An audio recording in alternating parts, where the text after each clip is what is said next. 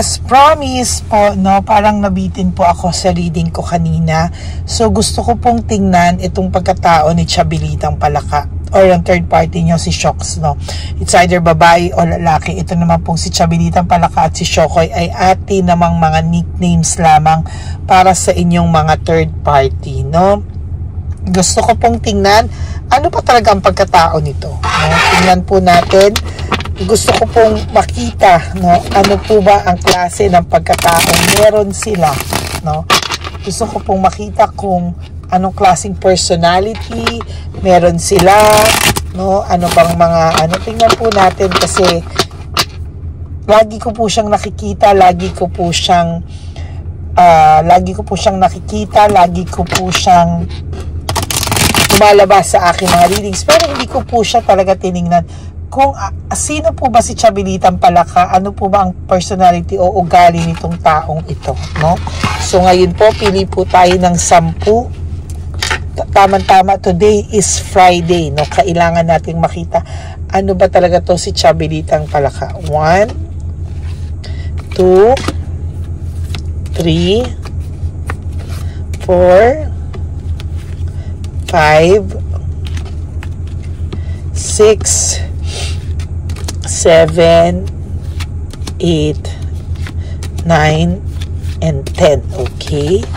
Ilagay muna po natin ito dito.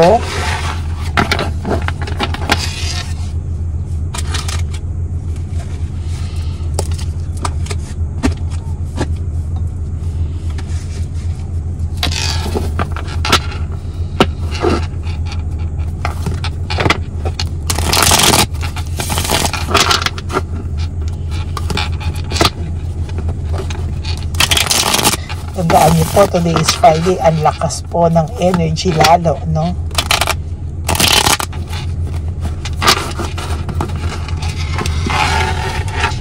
Pili din po tayo ng 10. 1, wag niyo po skip.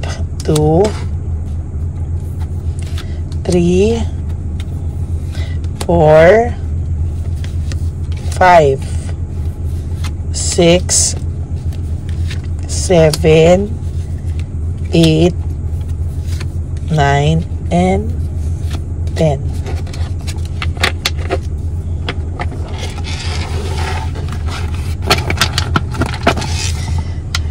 Okay, ano kaya ang nakikita natin dito, ha? Sino ba to si Chabilitang Palaka? Ano ang kanyang pag-uugali at ano ang kanyang personalidad? Anong intention niya? Sino ba siya?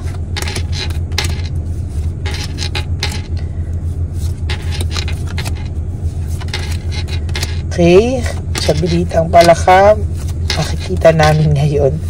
Ano? Ay, bakit sumobra? Sige, tingnan natin.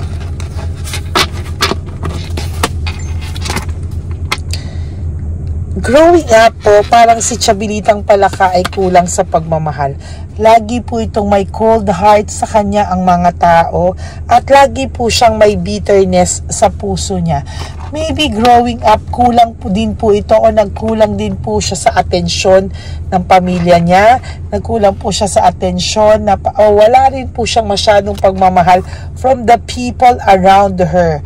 No, pwede po kasing kaya ganyan po siya kahayok na kahit mang agaw is because may cold heart po siyang naramdaman na parang kailangan niya po ng pagmamahal ng ibang tao, no? Parang gusto niya po na to get attention, no? Ayan, ang first card pa lang po yan is with cold heart and bitterness, no? Somehow, siya po ay may lagi po, no, pakiramdam niya, lagi po siyang yung sa puso, yung sa isipan niya na parang minsan po ginagamit niya yung utak niya kung saan siya mas may mapapala, no? Gusto niya yung ginagamit niya yung utak niya sa mga strategies niya, sa mga techniques niya, no? Ginagamit niya yung utak niya paano po siya mananalo sa laban na lagi niyang mga pinapasok, no? So somehow meron tong pagka princess punsalan sa mula sa puso, no, na somehow medyo meron siyang utak, no, na ginagamit, no, kung paano siya makakapang-isa or paano siya mananalo o makaka 1 point, no, para siya yung laging piliin every time. Hindi lang po ito sa pagmamahal, maybe sa trabaho ganyan din siya, yung tipong makakaapak siya ng tao, wala siyang pakialam basta makuha niya yung gusto niya, because growing up nga, no, may kulang sa pagkatao tong si Chabilitang Palaka. Ayan, no, lumalabas na she is so insecure sa mga bagay-bagay, and lastly, talagang insecure siya sa'yo, no? Sa lahat ng insecurity niya, ang pinakalas na nai-insecure siya ay sayo, na talagang gigil na gigil siya. You are her or his biggest kalaban, no? na yung insecurity, na gusto po niya talaga ikaw patayin ng buhay, no? Gusto ka po niya talagang kalabanin, kakumpetensyahin lahat na, oh.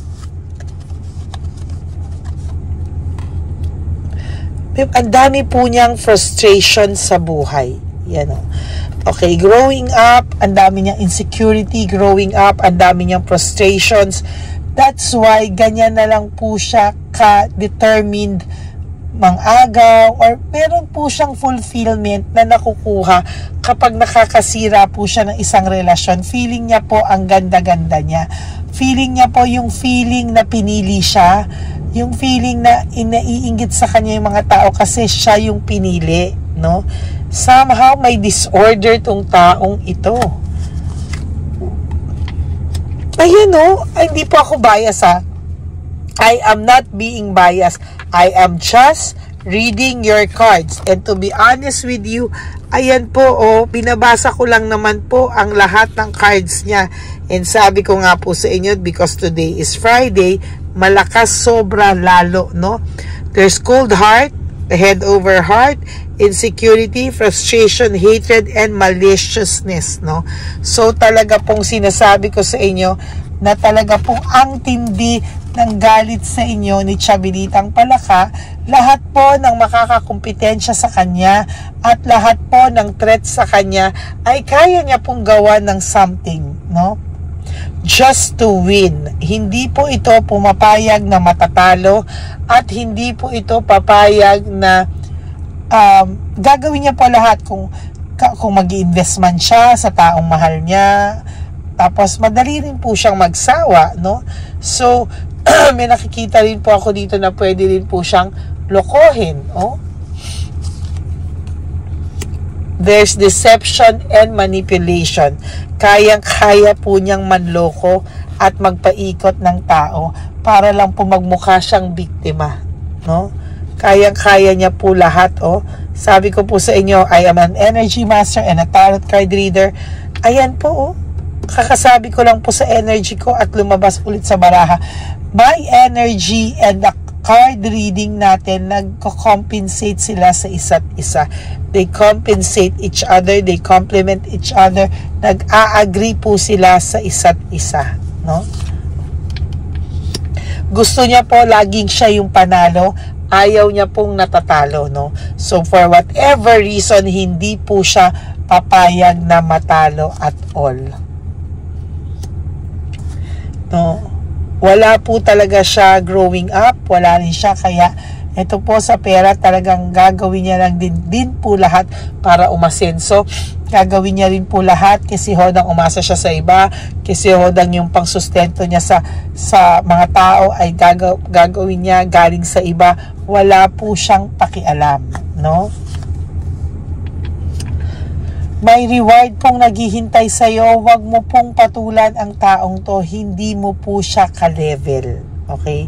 Hindi mo po siya ka-level. Huwag mo po siyang patulan because one day, you will realize ibang-iba po talaga ang pagkatao nito, no? May disorder po ito. Kaya po ikaw naapektuhan so far because of this, no? Huwag po kayong maapektuhan. Magkalayo po kayo at hindi po kayo dapat naaapektuhan sa taong ito. Somehow, lahat po ng relasyon niya o partnership niya ay may something, no? It's all about ego, pride, lahat po, no? Hindi po ito yung tipo ng tao na basta gusto niya po palagi nananalo.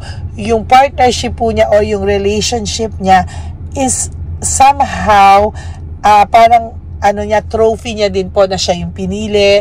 Nagkaroon ng chaos, nagkaroon ng gulo, pero siya yung pinili. Somehow, gustong-gusto po nito ng ganyang pakiramdam. Nagkakaroon siya ng fulfillment, ng satisfaction kapag nakakasira siya ng relasyon at siya yung nagwagi. Oh my God.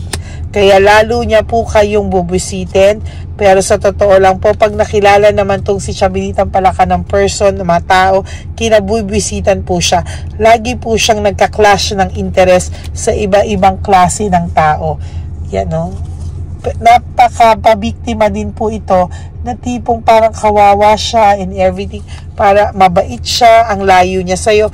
Aaralin po niya, search for truth. Aaralin po niya kung ano po ang personality mo, ano yung nangyari sa inyo, at dun ka po niya titirahin at sisirain dun sa person nyo para po sa totoo lang, dun niya papalabasin na iba siya sa'yo, no? Dun niya sisimulan yung kanyang manipulation and strategy, kaya dalang-dala din po ang person nyo, no? Kunwari bibigyan niya ng new meaning yung pagkatao, pero lahat po ay kalaswaan lang at kayang-kaya rin pong lokohin at lokohin ng inyong person ito, no? Kunwari po iba siya sa'yo, kunwari po kabaliktaran mo siya, lahat ng pinag-awayan nyo ay papakita niyang hindi siya yon, ano? So somehow po, ayan, no? Yung emotions niya po is overwhelming, no? Talaga pong ang emotions niya po ay tipong halo-halo. Meron din po siya talagang anxiety and meron din po siya talaga na, alam mo, yung kakulangan deep inside na talagang doon niya nakikita yung emptiness and emotional loss niya na kahit po anong gawin niya, hindi po siya nagiging masaya. Why? Kasi kailangan niya pong mag-heal from the past trauma. Yung feeling niya po, she is unloved, hindi po siya mahal ng tao, wala siyang atensyon, excuse me po, no? Wala siyang, ng tao, yung wala po siyang, ang tawag dito, may emptiness and emotional loss po siya na wala siyang atensyon na nakukuha growing up, hindi rin po siya pinapansin ng mga tao. Freedom and explore, gusto niya pong maging free sa lahat ng bagay. Kahit po ito may karelasyon, feeling niya po kaya niya pa rin gawin lahat ng gusto niya, no?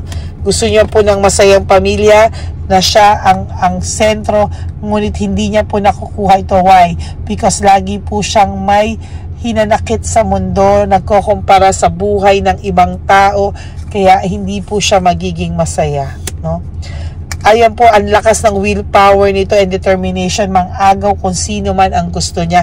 And pwede niya rin i-drop ang person mo anytime pag ayaw niya na o wala na siyang nakukuhang satisfaction dito. Ayan po yung sinasabi ko, may emotional immaturity, disappointment, insecurity siya, growing up, no? Talagang matindi po ito, no? So, nagtataka ka, kaya po ito, kaya po nitong mang-iskandalo, ha? Mag-ingat ka. Kaya niya po iskandalin ka kasi sa kanya po walang mawawala. Yan, no? Leaving behind, walking away, ilang beses na po itong iniwanan, ilang beses din po itong nasaktan, kaya po gagawin niya rin po lahat para siya rin naman po ay mahalin daw. Yung power niya po, no, parang gusto niya na paramdam na sa kanya yung power, very greedy at nang-dominate po siya ng tao, no? Pag hindi niya po nakuha yung gusto niya, magwawala po itong batang inagawa ng laruan. So that's it for your reading, second reading for today. Sino ba si Chabelitang Palaka or si Shokoy? Ayan po, no, this is the personality of your third party. Kaya mag-iingat po kayo kasi ayoko naman po na kayo ay maiskandalo, no? So maraming salamat po sa inyo. Take care. today, no, I will be back for the third reading. Sana po ay naka-resonate po kayo, and if naka-resonate kayo, please give me a like and comment down below para nababasa ko po ang inyong mga comments. Okay, for those of you po who wants to have a private reading with me, you can message me po at Lady Lee Elena. Nasa dulo po yan ng ating video. Paki-follow na rin po ang ating FB channel. Atin po ito. Please make sure na naka-follow din po kayo. At para po dumami rin po ang ating followers doon. Okay?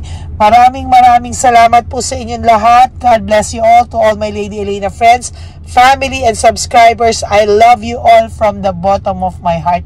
Mahal na mahal ko po kayo. God bless you all.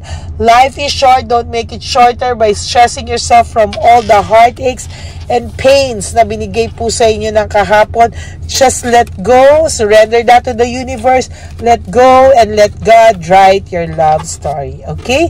I'll be back for another set of reading. Maybe kung kailan po ako mafi-free tonight, no? Bibigyan ko po kayo ng free reading. I promise you that. I love you so much. God bless you all. Huwag po kayo malulungkot and have faith. Hindi po kayo pababayaan ng ating Diyos na may kapal. I love you all. God bless you. See you again on my next reading. Bye!